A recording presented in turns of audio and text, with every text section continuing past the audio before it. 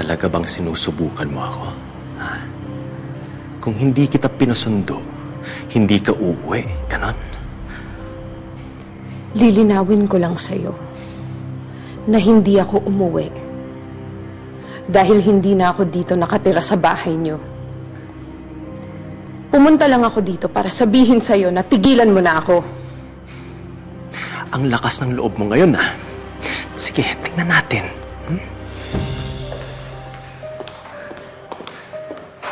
Ano nangyayari dito? Sinasabi ko lang po dito sa anak niyo na hindi niya na ako makokontrol. Dahil hindi na ako natatakot sa kahit sino sa inyo. Ganon, ha?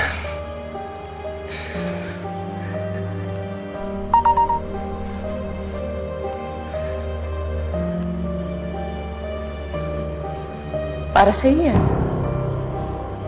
Tignan mo.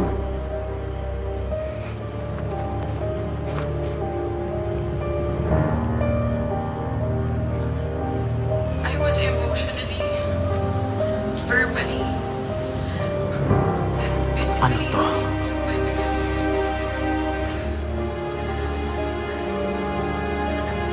Oras na may ginawa kang masama sa akin, lalabas ang video na yan online. Hindi lang ang buong San Diego, pero ang buong bansa ang makakaalam ng kahayupan ng pamilya na to. Posibleng kontrolado nyo nga ang batas dito, pero wala kayong laban sa public opinion. And kahit ilibing nyo pa ako ng buhay, that video will live. Masyado na yata ang tapang mo ngayon, ha?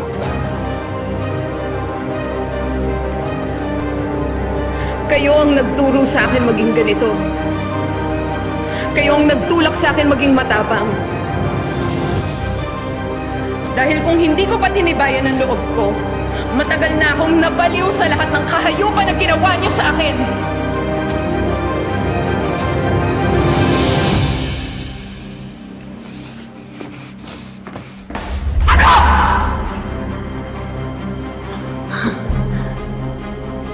Uulitin ko. Tantanan mo na ako. Oras na malaman ko na pinapasundan mo pa ako, alam mo na kung anong mangyayari.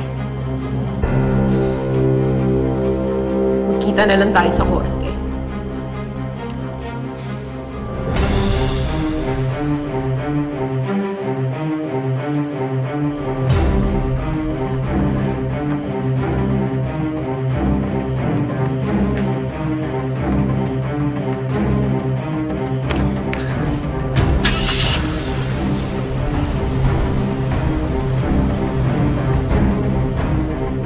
Korte, ha, Roman? Nagdidiwanda ka ba ng asawa mo?